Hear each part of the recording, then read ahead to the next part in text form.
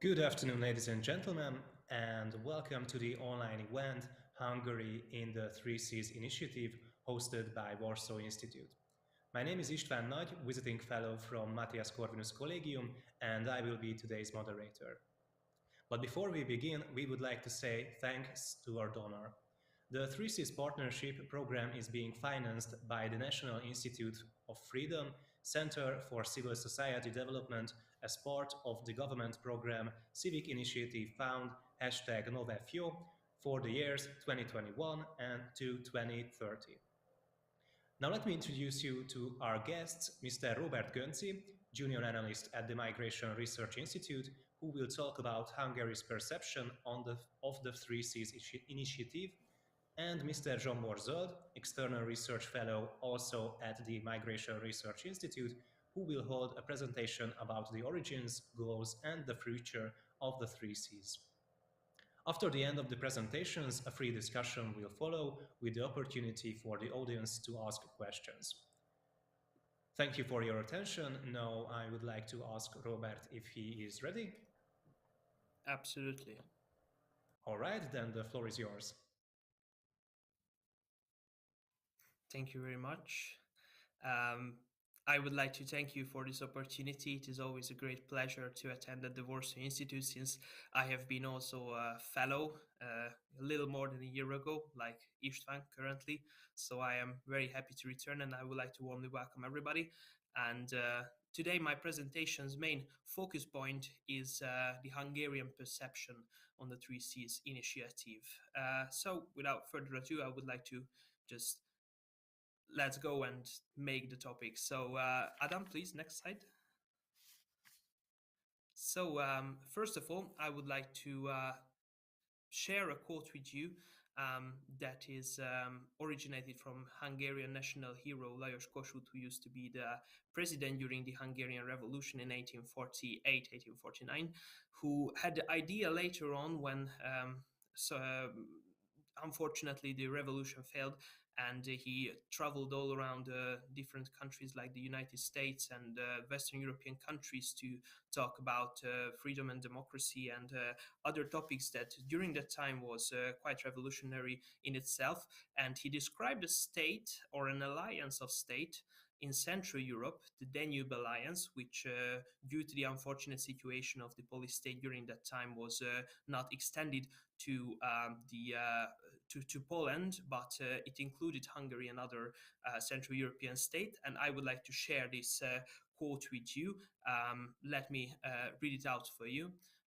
Danube Alliance, the unique conditions of the countries that lie between the Carpathians and the Danube, the Black Sea and the Adriatic Sea, making it very difficult to form a unified state. It is desirable that the old historical states located in these regions enter into an alliance with each other, which could be called Danube Alliance. It would expand from the Carpathians to the Balkans and consist of Hungary, Transylvania, Romania, Croatia, and the provinces annexed to Serbia, etc. In this way, it would be possible to achieve an internal agreement between us, the first consequence of which would be the fall of the tyrants and the disintegration of those old and rotten states, which now keep them in servitude and hinder their noble aspirations. In the name of heaven, I am asking Hungarian, Slavic, and Romanian brothers and sisters to let to each other, standing up as one man for common freedom and fighting all for one for all of them. As we can see in this 1862 speech that Kossuth held in Turin, Italy, that a lot of changed since that time, but there are major points that still being the same, like there should be a Central European alliance between the Black Sea, the Adriatic Sea, and of course, in today's standards, not the Danube, but rather the Baltic Sea. So this is an old concept of alliance. And of course, the internal agreement that Kossuth is talking about is also very important since the states in Central Europe has usually the same goal, is trying to survive between these two major hotlines that are surrounding us, such as the Russian Empire or Western Europe. Of course, today the Western European threat is not as big as it used to be during this period of history. However, there still should find a voice for Central Europe to achieve its goals. Thank you very much. Next slide. Next slide, please. Thank you. So, some historical background. Let's talk about the Hungarian perception. There were always three main aims of the Hungarian state during its entire history, and these were autonomy, sovereignty, and self-governance, which was never obvious during the Hungarian history. We can see a lot of invasions, a lot of emperors and empires taking over Hungary or several parts of Hungary, from the Ottomans through the Habsburgs and the Nazis all the way to the Soviets. So, but in this particular sense, the Hungarian history is resembling to other Central European histories. However, Hungary has a special geographic location that added to this problem, which is that Hungary is sort of isolated. In the basin, the Carpathian Basin that Hungarians like to call Pannonian Basin. And it benefited for us because it gave some protection all the way through history. However, it also has drawbacks such as isolation and misunderstanding between the states that are surrounding the historic Hungarian state. There were some tries during the history to find this Central European alliance, to create it, such as we can see Louis I of Hungary, who was also King of Poland, as I found it, King Louis the Hungarian. So there was this interesting name for him, even though he was not really Hungarian. But during that time, as we can see on this map, the Hungary and Poland sort of formed the same state. However, it was not the same state since it was a personal union. So Poland was a free state and Hungary was also a free state. But since the king was, the monarch was the same for both kingdoms, the alliance was sort of formed. And even though I know about that King Louis the Hungarian has no such reputation in Poland like in Hungary, we look up to him like our best monarch during our history, but I know that Polish are not. However, his daughter Jadwiga is probably quite famous in Poland, so we do have some common ground over our alliance. And during the other major empire that tried to find soil in Central Europe was the Austro-Hungarian monarchy, which for some states was a nice conception, such as for Hungary or Austria, but other states like the Czech Kingdom during that time didn't feel so well in this alliance, in this kingdom empire. So this was probably not the best attempt to create such an alliance. However, it was also an interesting example how Central European states tried to form a monarchy during the 19th and 20th century, at the beginning of the 20th century. Also, we have, of course, some Hungarian thinkers who tried to find some base for an alliance, such as Lajos Kossuth that I shared with you, or Oskar Jászai in the early 20th century, who was a minister for minority rights in Hungary in the beginning of the 20th century. And he had a very interesting book that was about also the Danube Alliance. However, he called it the United States of the Danube. So it was an American-based political system that he tried to introduce. Of course, this became only paper. However, we can see that throughout almost 1,000 years, there was always popping up this concept of Central European states or monarchies or countries to ally and find some common ground.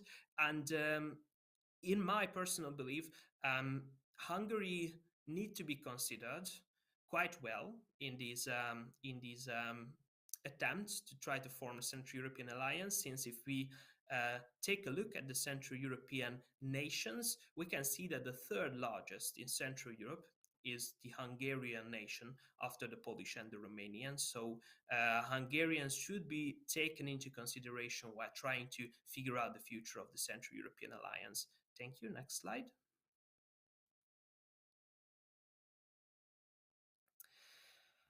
After the collapse of the Soviet Union, when the Central and Eastern European region became free and independent, there was a great opportunity to try to form these Central European alliances once again, since these countries that was behind the Iron Curtain or got liberated from the Soviet Empire became independent, and they could describe their own national policies for the first time after a long time. However, during that time, the main focus was the Euro-Atlantic integration for these states, since this provides the base for any further alliances that these countries that can be found in the Central European region should be the members of the EU and the NATO. And the regional corporations were an antrum for this possibility. So we4 and CEFTA were introduced, for example, and after these countries gained the membership for the European Union in 2004, 5 years later, there was again an appreciation of the regional corporations, and in the 2000s, we can see the renaissance of the Visegrad cooperation. During the revitalization of the Central European alliances, Hungary in the 2010s tried to aim a position. The objective was to be the smart power in these Central European alliances. Whether it happened or not, this was the main aim of the Hungarian government, and that meant that to be the center of the regional cooperation, not as Poland, because Poland has the power. Poland is a huge country with a lot of opportunities and a great economy. Hungary's held much less power during the time, and of course even today. And they try to find the communicational center of this cooperation to make themselves unavoidable in creating any sort of Central European cooperation. And they try to do that through the historic Polish-Hungarian relations, that's trying to find this tandem that Poland and Hungary is trying to force all the Central European states to get together. And the main front lines for the Hungarian objective, to reach the Hungarian objective, were the culture, the education, and the media. Today, every Hungarian citizen knows about the V4. Every Hungarian citizen can watch the V4 news in the national broadcast TV and all these different things. We all know about the cultural events that trying to create a sense of the V4 cooperation. But the main political breakthrough in this cooperation was the 2015 migration crisis, when the Hungarian citizens or the Hungarian government could feel the first time that these states working quite well together. They are trying to find their their common objective and trying to push back the illegal wave of migrants from the Central European region. And this great cooperation continued during the COVID-19 crisis since 2019. And the peak of this cooperation was 2020, when the Hungarian National Security Strategy named the Visegrad Group states as the most important partner of Hungary. This was the first time when regional partners became the first most important members of this strategy. Thank you very much. Next slide. However, we can see that the Hungarian context on the Three Seas initiative is quite problematic, quite confusing. Take, for example, that's why the name of this is this that you can see, the V4 versus TSI with a question mark. We can see, for example, Kristina Varjú, Hungarian Commissioner of the Visegrad Group Presidency in 2021. She mentioned that we are a part of the TSI, Three Seas initiative, but we see that the advantage of the Visegrad Group is the ability to respond more flexibly and quickly to challenges while requiring less administration. We can see that the Hungarian government for quite a long time looked at the Three Seas initiative as the rival of the V4. The reason for that was that the Hungarian government feared to lose the Visegrad Group. They felt like that if a less stable, widespread cooperation of states approximately around the Central European region, because here we can see states that are not quite fit into the geographic terms of the Central European cooperation, this would lead to some disharmony, and this could lead to the end of the Central European cooperation. And this is the reason why the Three Seas initiative is not that widely known in Hungary, not as much as V4. And of course, we should also mention that the Hungarian government is a conservative one, and as usually we can see in conservative governments, the Orban government works the same, so they are against completely to the replacement and abandonment, and they felt like that this current situation is leading to that. Of course, this was only their fear. This is not the reality. We should mention that, but that led to the fact that the TSI is not that widely known and accepted in Hungary as the V4. Of course, we should also mention that there are some contributes from Hungary to the Three Seas Initiative, some quite strong contributes to the Three Seas Initiative. For example, Hungary contributes to the initiative more than the Czech Republic or Austria, but I'm sure that Zsombor is going to talk about this more, so I would like to skip this part and slide to the next slide. Um, I would like to mostly talk about the 2022. That was quite a problematic year in the Central European cooperation, because we have seen quite a turbulent year thanks to the invasion of Russia towards Ukraine since the 24th of February. And this led to a failed communication between the V4 states, the Three Seas Initiative states, and the questionable Hungarian standpoint on the war. The nadir, or the low point of this Central European cooperation this year, was when Hungary was not invited to the Warsaw Security Forum in 2022.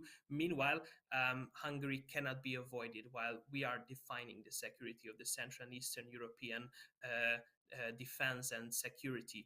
Of course, it is understood because there was quite a deep disagreement between states in these alliances. So that's why I'm mentioning that this was a low point, and I'm probably sure that there will be some new attempts to revitalize the current state. And there are, of course, some other that not well 2022 connected possibilities towards failure from Hungarian perspective. One can mention the problematic relations between the Hungarian state and the Romanian or Ukrainian state. Of course, Ukraine is currently absolutely different topic, because we should see the war there, and this changed a lot. And of course, Ukraine is not a full member of the TSI, however, a strong partner. But with Romania, we can see that the Hungarian connection towards the Romanian state was also quite troubling during the past 30 years. And that's mainly because of Hungarian minority issues, both in Romania and Ukraine. But we should see that Romania is one of the main countries of the Three Seas Initiative concept. So the Hungarian state is here also fearing that if they can't solve the problem of the Hungarian minority problem in Szeklerland, in Transylvania, in Romania, they will not feel so welcomed in the Three Seas Initiative concept. And of course, we should see that the common interest aspiring from regional cooperation in this particular sense should overcome the nation state reflexes, and we should try to concentrate on the Central European issues rather than the nation state problems. And we can take an example, for example, the relationship between Hungary and Slovakia, which had some similar particles like the Hungarian-Romanian relationship, but it evolved a lot, and now we can see that it's already solved, and the relationship between Hungary and Slovakia is perfectly fine and well. And these two can explain the restrained appearance of Hungarian officials in the TSI events. However, we should also see that Hungary, in its own way, tried to find some ways to help the Three Seas Initiative concept to work, such as Hungary suggested a better coordination system for the Three Seas Initiative and started a secretariat at Budapest for the concept. So we can see both positives and negatives in this concept. Thank you. Next slide.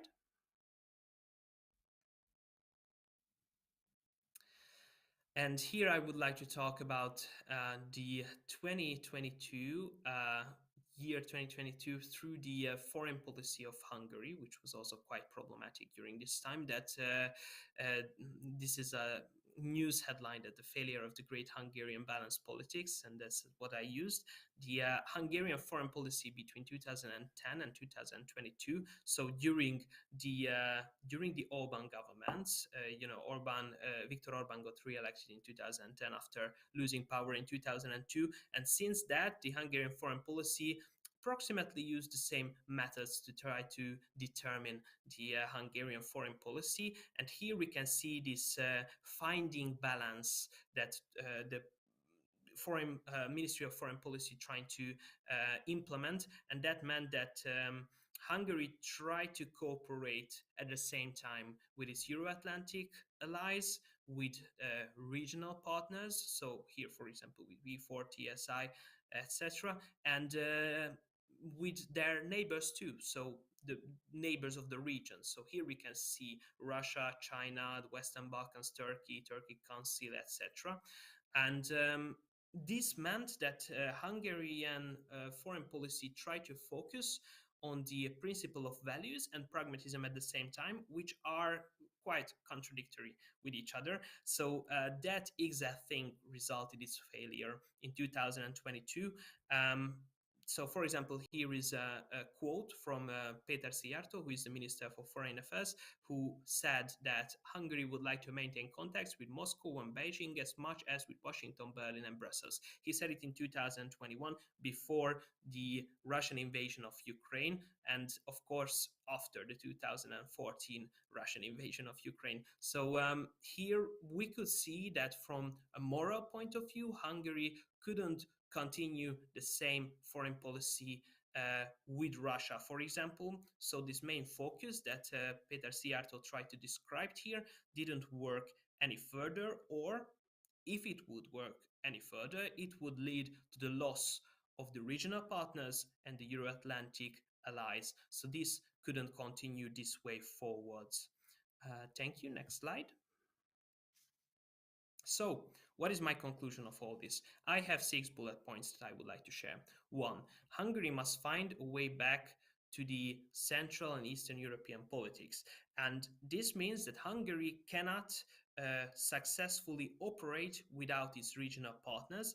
And the main accomplishments in foreign policy in the past 10 years mainly did not came from this try of balanced politics, but rather from the great regional cooperations that didn't work prior the 2010 government quite well, since simply mostly because of the Euro-Atlantic integration, or that the focus was the Euro-Atlantic integration in the Hungarian foreign policy. And of course, there were some serious debates between the state before that time. But we can see that as soon as great regional cooperation started, these conflicts between regional states started to fade, and these countries started to work together. So that only in itself can show how important regional cooperation is.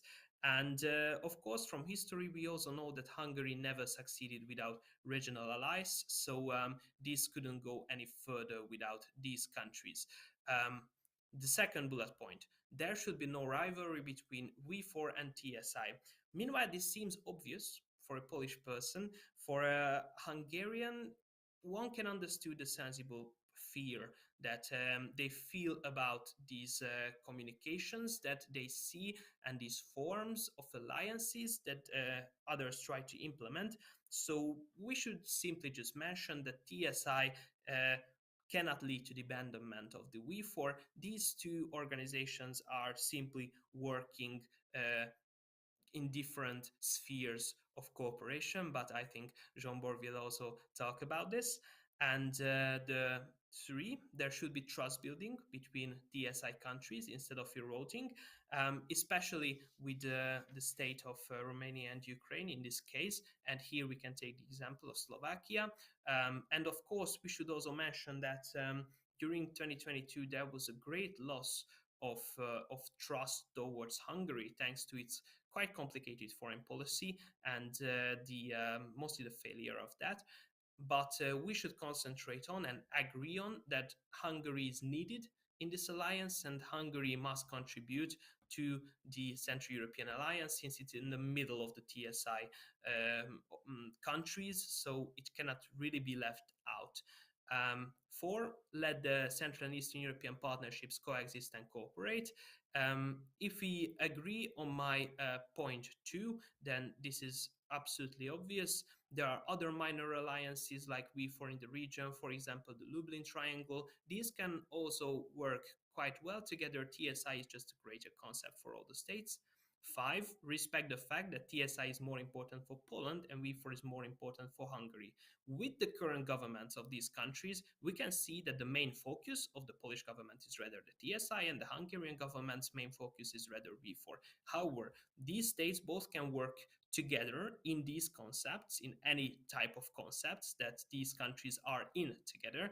However, we should agree on the fact that with the current governments, these are the main alliances for each country. And finally, 6, position of every TSI country should be considered no matter of relevance or size. So from Estonia to Bulgaria, every member is valuable, nobody can be left out. Of course, this is obvious. And why do I talk about this? Because in 2022, Hungary felt like that he was left out from the Central European corporations. Of course, we can here talk about all the things that I mentioned earlier. However, it felt like for the Hungarian citizens that currently the Central European allies of this country is leaving them out from the conversation, and Hungary in this term cannot be left out since it's the center of the TSI, as I earlier mentioned.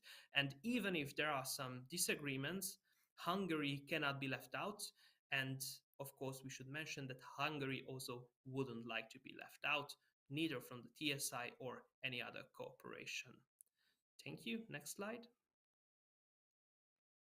Here you find my sources. Thank you. Next slide. Please contact me if you have any further information.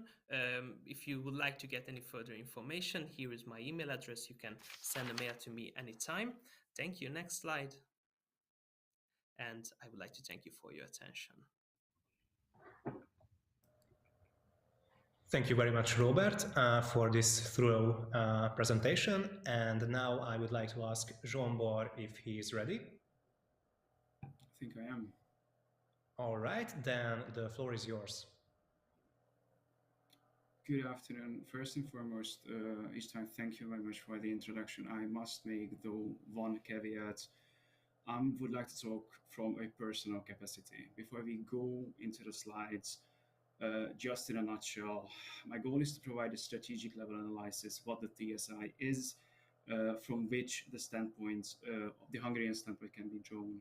I cannot escape mentioning Poland as an example. That state, I mean, Poland being one of the largest and one of the most supportive TSI member countries towards the initiative. Adam, could I have the first slide, please? Thank you. So whenever we are talking about the goals, origins of the transatlantic 3SI initiative, there are two standpoints, one from Europe and one from the US. The European standpoint is this: around the mid 2015, 2016, there was a growing cooperation in between Poland and Croatia in regards to create something that is feasible. I do believe that for NATO as well. So if you look into the past of the then Croatian president, Kolinda Grabar-Kitarović, she's tied to NATO and tied to the US. And at that time in Poland, we have a really interesting duo at the presidential office. And I'm not talking only about the president, Andrzej Duda, but one of his aides, Krzysztof Szczerski, who is deeply enrooted in transatlantic relations. They come forward with an idea that later on becomes the Three Seas Initiative. Basically, it is about to unite NATO's eastern flank. Although there was some miscommunication, and I do want to stress that it was a communication, so to speak, mistake from Poland's side, drawing a parallel between the interwar areas, Intermarium concept, and TSI. Basically, in the end, they just sorted it out, and the concept of 3SI, Three Seas Initiative, basically prevailed. The future and the possible cooperation for TSI was the open-ended question whether anyone outside of the region treats this initiative as one of the key components. And luckily, there was a positive answer from the United States and from the Trump presidency. So in 2016, Trump becomes president. They publish a new national security strategy, which names great power competition as the key challenge in between the US. Under great power competition, they meant they need to do a pushback on Russia and on China, basically worldwide, and they wanted to use, in this regard, the Three Seas Initiative as the key component, as one of the cooperation frameworks that concerns Russian and Chinese pushback in Central Europe and in Europe. However, I must mention here that there was a baiting game in between these two parties. Nobody wanted to allocate a significant amount of resources, meaning money, of course, to achieving these goals. And that waiting game basically lasted for more than 4 years. Adam, can I have the next slide, please?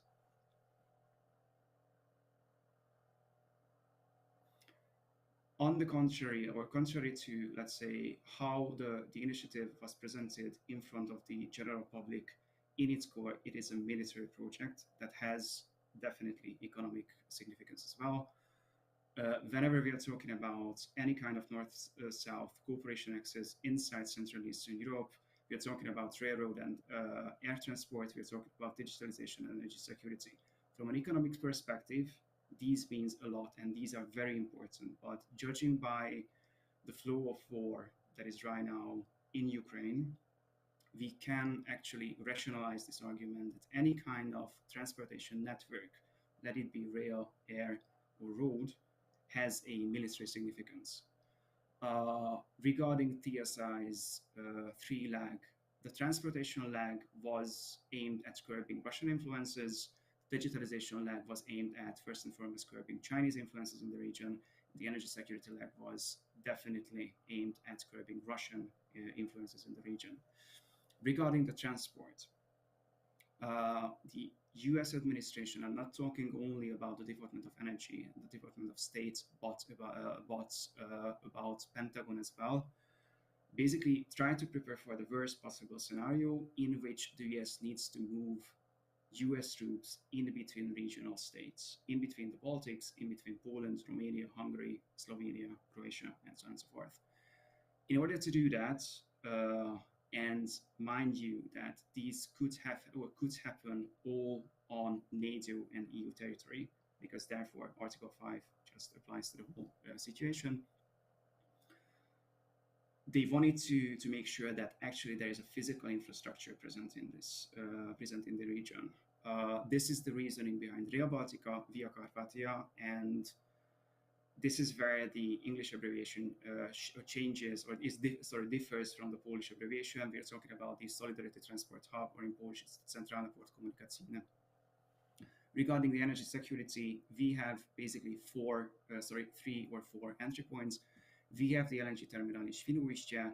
We have the Croatian entry point of Krk, also a floating energy terminal, and we should will have the LNG terminal in Alexandroupolis, Greece. The fourth is a bit questionable in that sense, is the Clyded LNG terminal in Lithuania.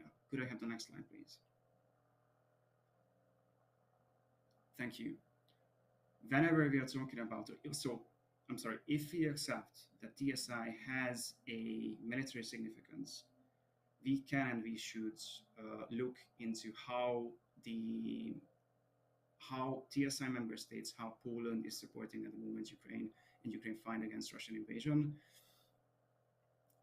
One of the main components for this is the Jastrzębie airport, which is really interestingly right next to the Via Carpathia. So it's not only a regionally important airport, but is really close to transportation networks as well. This is a US perspective as well. Since about 2 years, they have been really keen on working and basically reinstating larger scale military exercises in between the US and Central European countries, which extends to the larger troop movements from the states to the region. Second is, let's say, it's also a component of how the military aspect of TSI was treated. The US was really keen on signing defense cooperation agreements with a lot of Central and Eastern European states. And this is, let's say, just signposting that Hungary was against at that time to rapidly sign the defense cooperation agreement with the US. Later on, it did happen.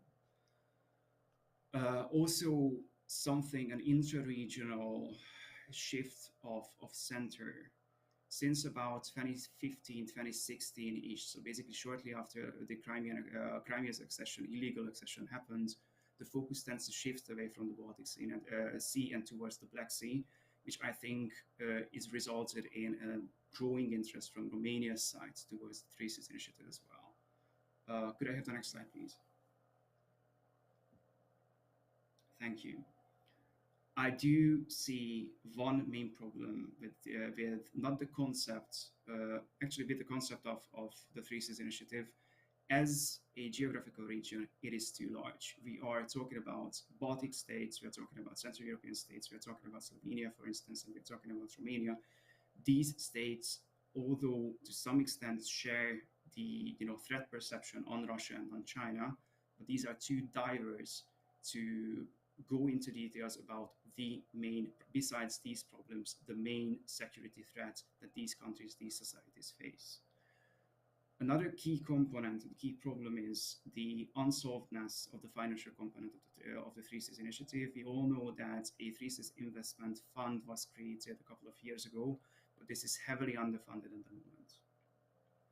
And it's not only the sheer amount of money that has been allocated for the Three Seas Initiative for the fund, but there are open questions which the member states have not been able to solve yet, such as whether there be any kind of differentiation in between or between money that was allocated all towards the fund in between these pillars I've mentioned. An external problem also persists. The Biden administration doesn't see neither Central Europe nor the Three Seas Initiative as one key component for its foreign policy. It has pivoted to China, basically moved away from Europe. This is the pre-February 24th stance. Since then, it's changed a bit. But if you look into what President Biden was mentioning and what he was not mentioning during his recent Warsaw visit, openly and publicly, such a low-hanging fruit in front of a Polish audience as the Three Seas Initiative, he was not making any comments on the plenary in between himself and President Duda. Next slide, please.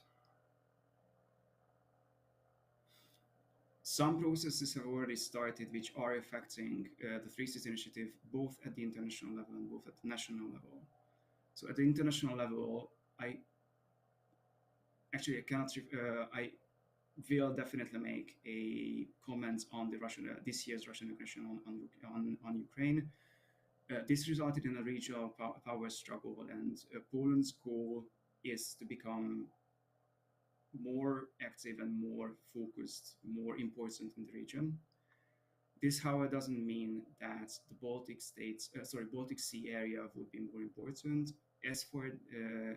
As things are right now going, I think that the Black Sea's importance will be unquestionable in the forthcoming years. Looking a bit deeper into the national Polish level, and I must reiterate that I'm basically citing the Polish standpoint a bit because of Poland's regional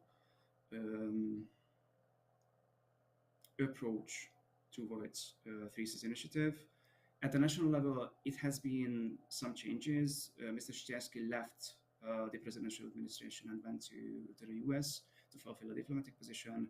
He was replaced by Jakub Kumo, who is someone who had deeper ties with Turkey. Piotr Naimski also, as a governmental plenipotentiary, has been changed.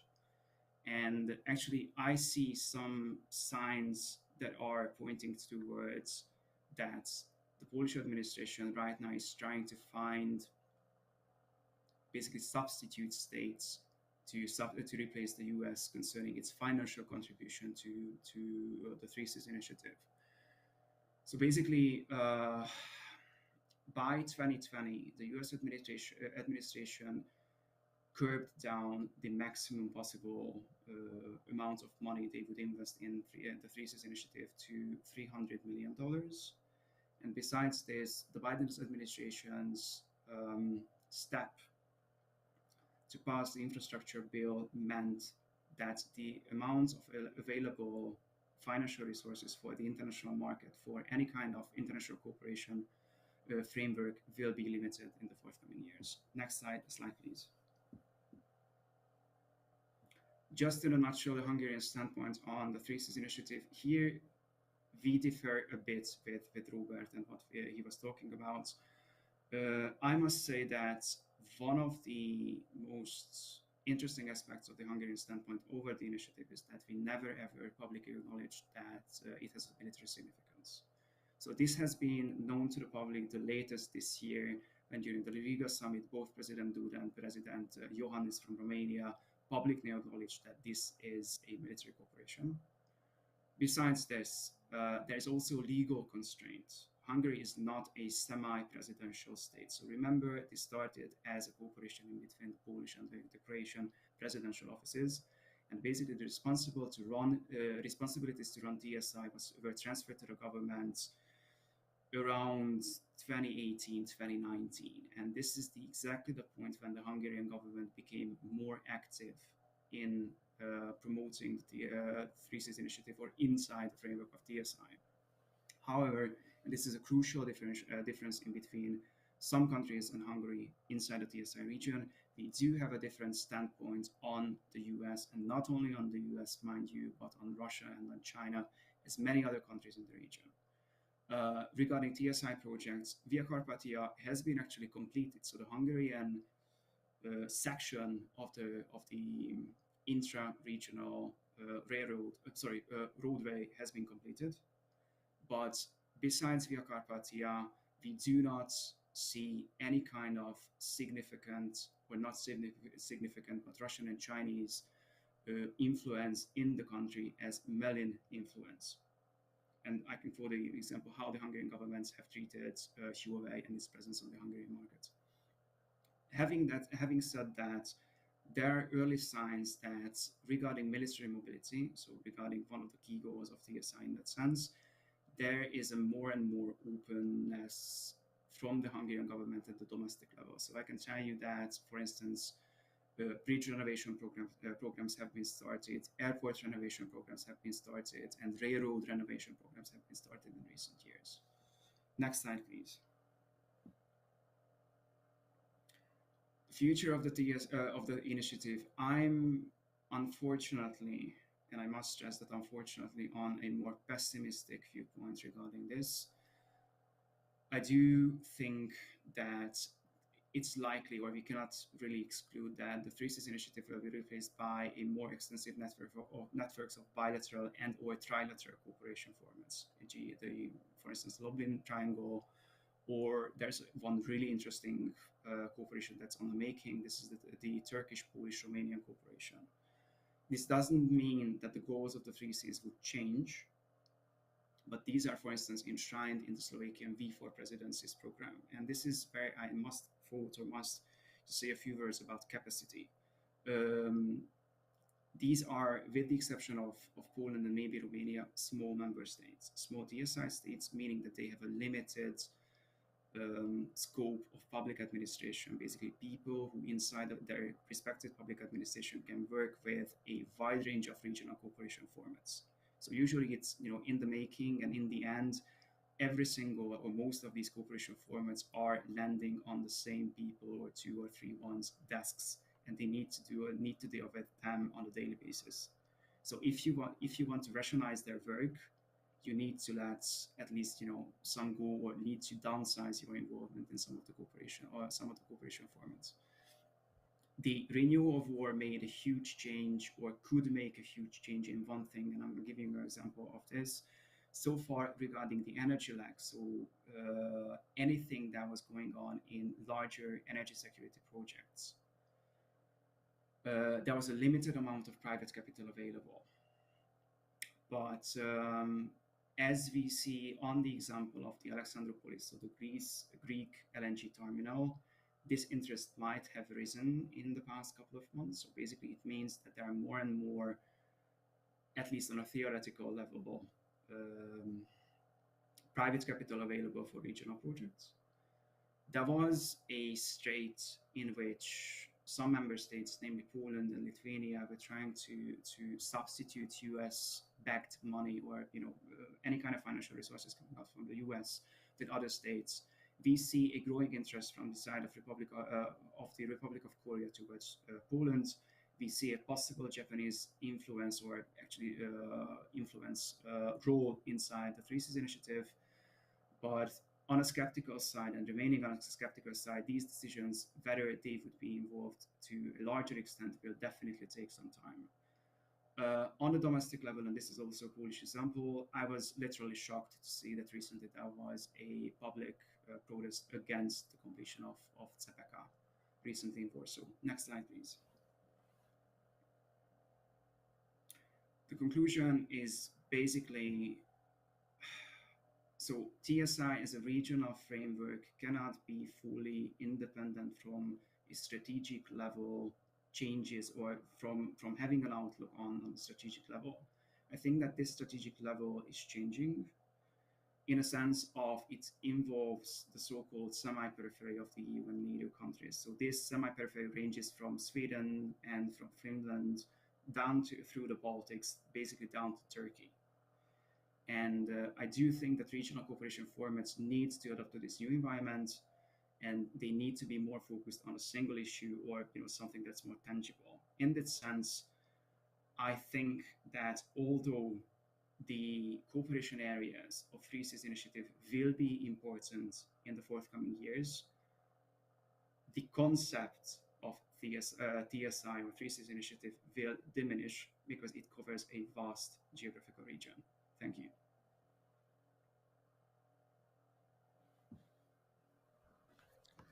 Thank you very much, Zsombor.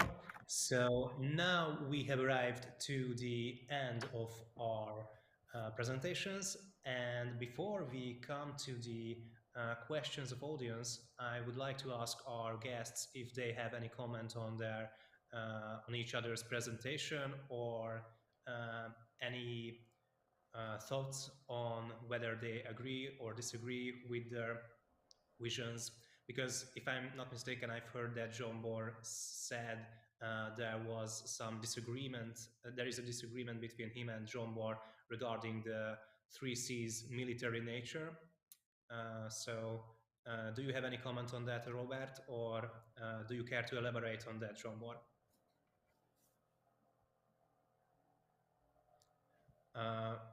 Robert, I don't think your microphone is on. Yes, sorry, thank you.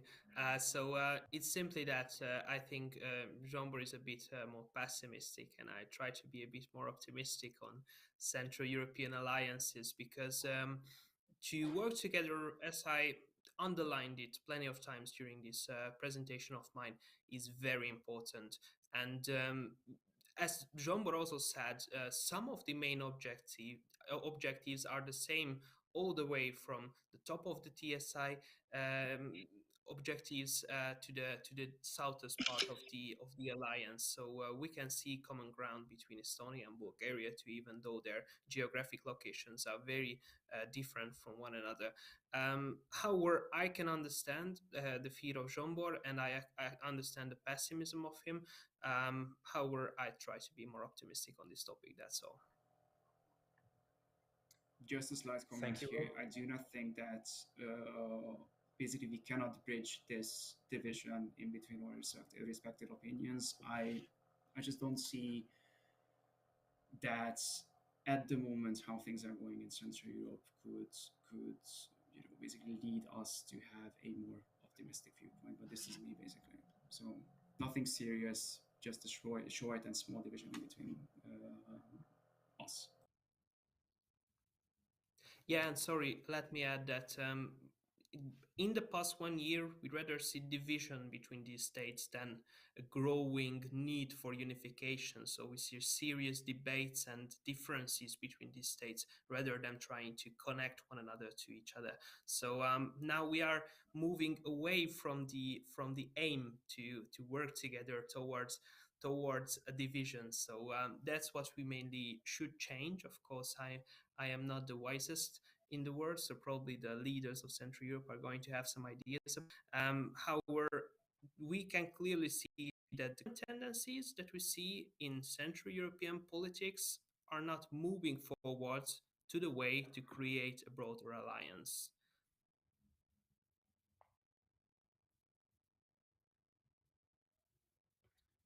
Well, do you have any comments on that, John Barr? All right. Then I suppose it's time for the questions of the audience. We have some. So the first question is, what is the significance of the Three Seas initiative for the geopolitics of Central and Eastern Europe? Could increased cooperation be an alternative to the current domination of Germany and France in Europe? The question wasn't addressed, so feel free to answer it. Robbie, would you like to go first? Well, from current point of view, we are too far away from a position to say that the Three Seas initiative can be a player like Germany or Russia or any other states. This is just like a too wide concept that currently doesn't hold anything specific that we could show and say. However, we can see in the nature of the Visegrad Group, for example, that some cooperation between these states can lead to a stronger platform. So, since these four states working together in the European Union in several matters, the representation of Hungary, Slovakia, the Czech Republic, and Poland strengthened. Of course, we should see that after the Brexit, Poland's situation in the European Union became better. Since now it's a stronger state within the alliance of the European Union than before. So Poland's situation in this alliance also leading to that other states can represent themselves better in the European Union platform. However, of course, maybe in the future, if a broader alliance can be born, then of course the geopolitics of this region can be way more important. But currently, I think we cannot really talk about anything like that. What do you think, Jean-Bor? I mean, the main goal of TSI was to provide an institutional framework to push back on Chinese and Russian influences in the region. Besides this, regarding the role, or let's say the relation in between Three Seas Initiative and Germany and France, well, at the moment, we see the starting of a really new area in German foreign policy. This is called Zeitenwende in German. And right now, the coalition government and the Chancellery of Germany is trying really hard to, first and foremost, I think, concretely and really rigidly define the framework in which Zeitenwende will work. Secondly, to live up to this Zeitenwende. So at the moment, I think that the regional, just put aside TSI for a second, inside Europe, the regional center of gravity definitely moved away from Germany and from the German-France tandem, in a sense, and towards Central Europe, meaning first and foremost towards Poland. So, but I don't think that TSI as a framework would be used against the quote unquote against the French-German tandem, because simply it was not created to do so.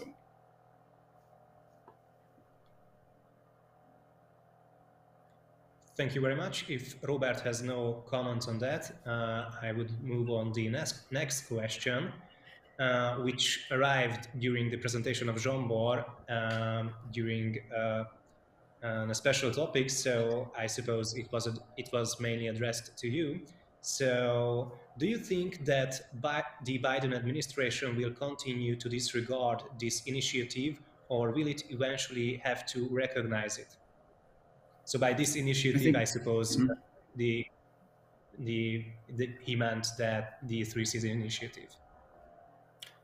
I think that they will continue to disregard it. And one of the issues is the financial component I tried to mention. So basically, right now we are talking about a downsize from $1 billion to a mere $300 million of possible investment into the region. just to put it in perspective, when the Lithuanians tried and successfully tried to break away from China and just basically sever their ties with China and opted for an enhanced cooperation between themselves and Taiwan. Shortly after, the US allocated about $650 million for a bilateral trade agreement only with Lithuania. So, 300 million on one end, 650 on the other on a bilateral basis. Second, and I must excuse myself in this sense, there were some talks, if I remember correctly. So once again, I want to stress out that if I remember correctly, that similar frameworks would be created in between the US and some, I think, unnamed African countries, or basically, concerning other parts of the world, in which there is also a presence of Chinese and Russian influences. So I think, from a US perspective, it's more or less clear they will leave the EU, and basically what's left inside the European Union in a sense to Europe itself. So Europe needs to live up to its name. So if you remember, how was it during the Trump administration regarding the military expenditure and the 2% military budget? They were saying that yes, we need to move away from Europe militarily as well, and you need to make sure that you are yourself responsible for anything and everything that's going on inside the EU military-wise. Thank you. Robert, do you have anything to add to that?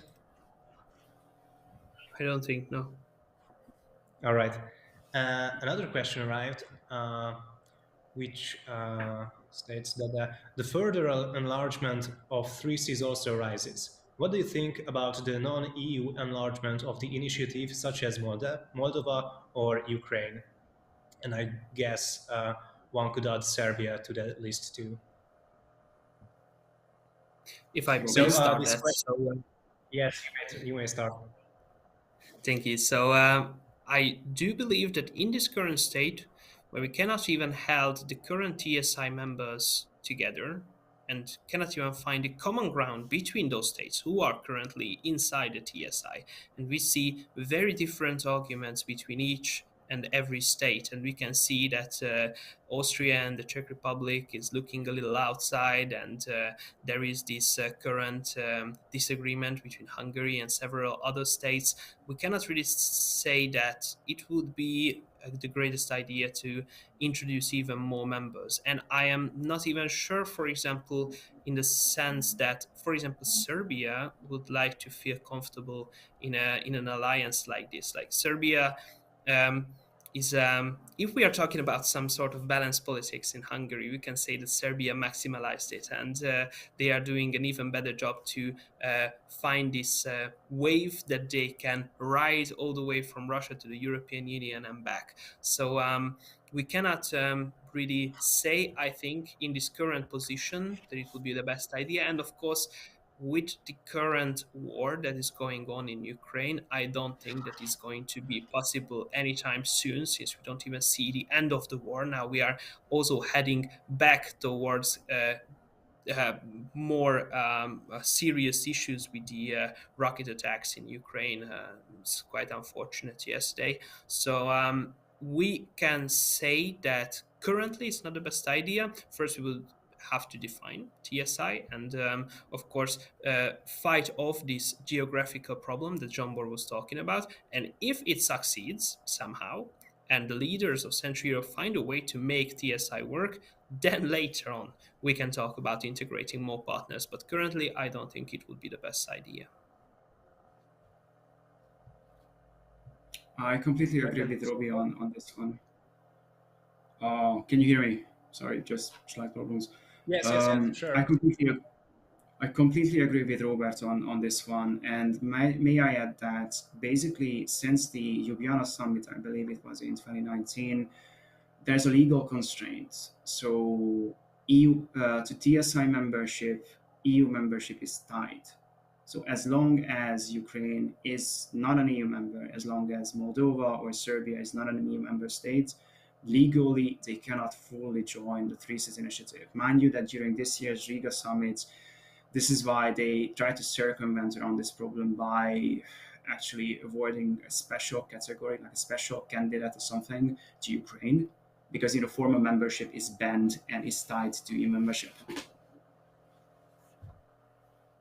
And sorry, let me add that if we count, for example, TSI partners, there we have Ukraine. With the current situation that Ukraine is tightly working together with TSI states, I think that's the best deal possible for them right now. It's more it's easier to comprehend than joining from Kiev to the Three Seas Initiative. And we have also the Lublin Triangle and all these different alliances. So these can all work together, I think, quite well.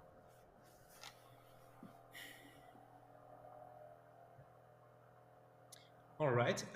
If there are no more comments on that one, I would also like to ask a question. So, as we've established, the Three Seas is first and foremost a a political idea and a political initiative.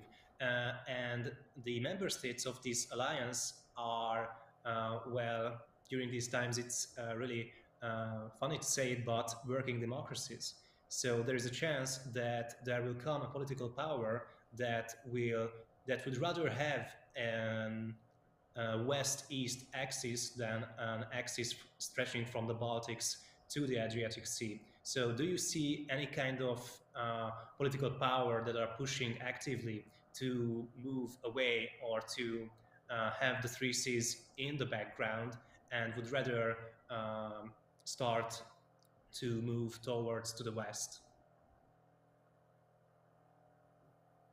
I'm sorry, I don't understand the Anyone? question. So in Hungary? No, no. Well, well, especially in Hungary, but also in Poland. Oh, I see.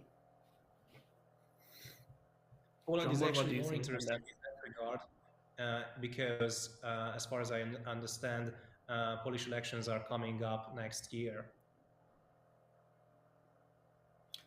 Well, if I get the question right, I think inside the so if I get the question right, inside the foreign policy toolbox of Poland, there is something that's called the Weimar Triangle, and I think that could be used. I mean, the Polish foreign policy have been using that really specific area of cooperation in order to, so to speak, upload regional interests to a more Western European centric audience, namely France and to some extent Germany. So I don't think that there is any kind of overlapping in between Three Seas and Western European perspective. I mean, with one notion, with the exception of one notion. So after Brexit happened, there was a visible growing of interest from the side of Great Britain towards the region, and actually it had influenced Three Seas Initiative as well. They appointed an investment group by the name of Amber to deal with Three Seas Initiative fund projects, but that was all. So this was not coming neither out of France nor from Germany. But a side comment here: German capital is already present in the region, and it's already present in projects that are financed inside the framework of TSI. And I think the most convenient example of this is the enlargement of the Świnoujście LNG terminal, which is done mainly, I think, by German and Austrian companies. But that's it. I would like to add that we should see that Poland, in European terms, is a big player. So Poland is a big state in Europe. Poland is a great economy in Europe, and Poland has to keep an eye on each and every aspect of the European Union at the same time, as well as on the Western European policies, as well as in the Central European policies. Meanwhile, from Hungarian perspective, this is not so obvious, because if Hungary hasn't have a great voice in Central Europe, it doesn't have a great voice inside the European Union and in the entire European alliance. So for Hungary, it is the bare minimum to find common ground with the regional states, because then it has a better communication. Meanwhile, Poland doesn't really necessarily have to connect to that, because Poland in itself is an equal player to other big European Union states. But at the same time, we should also see that the Three Seas initiative is rather a child of the current administration in Poland. So we can't really know if anything would change, how it would affect this idea. But I would say that it would be a strategic failure if anybody in the power wouldn't continue any sort of Central European cooperation, whether if it's the Three Seas, whether it's V4 or any other future alliances. Every leader that is coming up in the next few years in Central Europe should see the Central European alliances as a bare minimum that they have to try to figure out.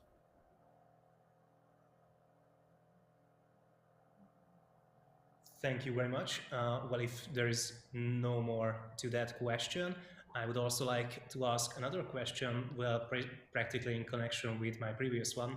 And this goes beyond the three C's. It may sound a bit, well, weird, because my question is the opposite of my previous one. It is that are there any foreign political powers or foreign countries that may be interested in breaking off this initiative or this alliance? For example, right now, the European parliamentary elections are coming up 2 years from now in 2024. So is that an issue? Is it a danger right now? Well, first of all, let me add to that I don't think that any political disagreement between states is rather from a perspective of these states wouldn't like to see a Central European alliance that is working. I don't think it's rather always some origin of politics that those countries that currently have a government who are opposing some governments that are currently in administration in Central European states are just simply not understanding with each other, and that's the reason of conflicts. I think rather, as the European Union always try to help states in creating newer and newer forms of internal alliances inside the European Union. I don't think anybody would have any problem inside the European Union with the Three Seas initiative or any other Central European alliances. What we see that, for example, that the Hungarian or the Polish government is fighting in the European Parliament is rather connected to their politics than the fact of a Central European alliance. That's what I would like to say. And of course, maybe outside partners, maybe if the Three Seas initiative is strongly anti-Russian and anti-Chinese, maybe, of course, if it's declarated, there will be some issues with these states who wouldn't like to see this. But I think to be so serious in this cooperation, we are far away from that. Either Russia or China would see this cooperation as a real threat to their actions in the region. What do you think about this, Jean-Bor? And generally, I agree. So, whenever we are talking about the three C's, I think we mustn't forget about that this is a non institutionalized cooperation. So whenever just there's no, let's say, unified TSI standpoint on issues. Mind you that this was one of the main critiques coming out of the US a couple of years ago. Yes, European member states, European TSI member states need to set up a secretariat, need to have a phone number. Basically, this conversation went along the same lines that what Kissinger decades ago was mentioning regarding the EU. Like, have a phone number, have a headquarters, have someone to talk to, basically. And this hasn't happened. So there's no institutional logic in between, in behind Three Seas initiative. What's behind is basically very different national standpoints on issues. Giving you a few examples, for instance, Lithuania is very much against Chinese influences.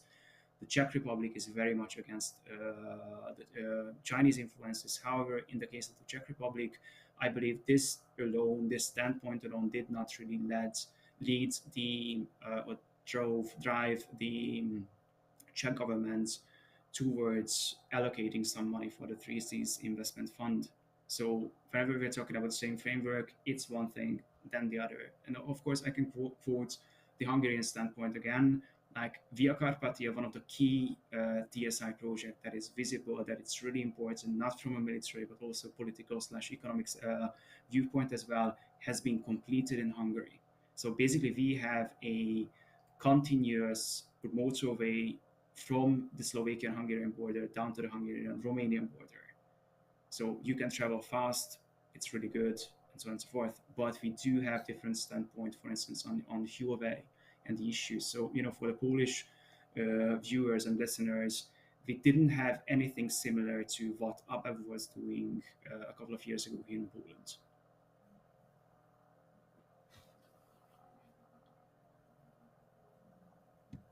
Thank you very much. I got all the answers I wanted, and I don't see if we got any more questions from the audience, and I think our time is also running out. So we were punctual, and as our um, as our conclusion of our presentation, I would like to thank you again for coming to this event. Thank you for organizing, and thank you for your presentations. See you soon, and goodbye. Thank you for the opportunity. Thank you for the opportunity.